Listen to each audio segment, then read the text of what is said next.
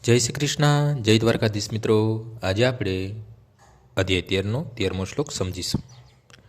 ક્ષેયમ યત પ્રવક્ષ્યામિ યજ્ઞાત્વા મૃતમક્ષુતે અનાદિમત પરમ બ્રહ્મ ન સતન્ના સદુષ્યતે. હવે હું ક્ષય વિશે કહીશ, જે જાણીને તું બ્રહ્મનું નિત્ય આસ્વાદન કરી શકીશ. આ બ્રહ્મ અથવા આત્મા અનાદિ છે તથા મારે આધીન છે. તે આ ભૌતિક જગતના કાર્યકારણથી પર છે.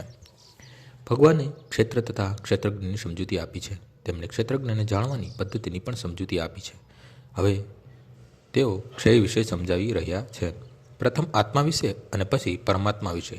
આત્મા તથા પરમાત્મા એ બંને જ્ઞાતાઓ વિશેના જ્ઞાનથી મનુષ્ય જીવનના અમૃતનું આસ્વાદન કરી શકે છે. બીજા અધ્યાયમાં કહ્યું છે તેમ જીવ સનાતન છે. અહીં એનું પણ સમર્થન થયું છે કે જીવનની ઉત્પત્તિની કોઈ નિશ્ચિત સ્થિતિ નથી અને પરમેશ્વરમાંથી જીવાત્માના પ્રકટીકરણનો ઇતિહાસ પણ કોઈ બતાવી શકતું નથી, માટે તે અનાદિ છે. વૈદિક સાહિત્ય આનું સમર્થન કરે છે. ન જાયતે મ્રિયતે વા વિપશ્યત.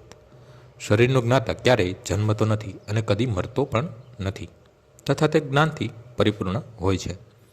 વૈદિક સાહિત્યમાં પરમેશ્વરને પરમાત્મા રૂપે શરીરના મુખ્ય જ્ઞાતા તથા પ્રકૃતિના ત્રણેય ગુણના સ્વામી કહ્યા છે.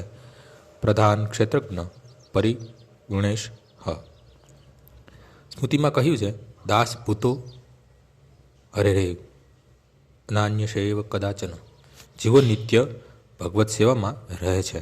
આનું સમર્થન ભગવાન ચૈતન્ય પણ તેમના ઉપદેશોમાં કહ્યું છે. તેથી આ શ્લોકમાં થયેલું બ્રહ્મનું વર્ણન વ્યક્તિગત આત્મા વિષયક છે અને બ્રહ્મ શબ્દ જ્યારે આત્મા માટે પ્રયુક્ત થાય છે ત્યારે તે જાણવું જોઈએ કે તે આનંદ બ્રહ્મ ન હોઈ શકે, વિજ્ઞાન બ્રહ્મ છે. આનંદ બ્રહ્મ જ પૂર્ણ પુરુષોત્તમ પરમેશ્વર છે. આજનો શ્લોક અહીં પૂર્ણ થાય છે. આવતીકાલે ફરીથી સવારે 6 વાગ્યે મળીશું. જય શ્રી કૃષ્ણ.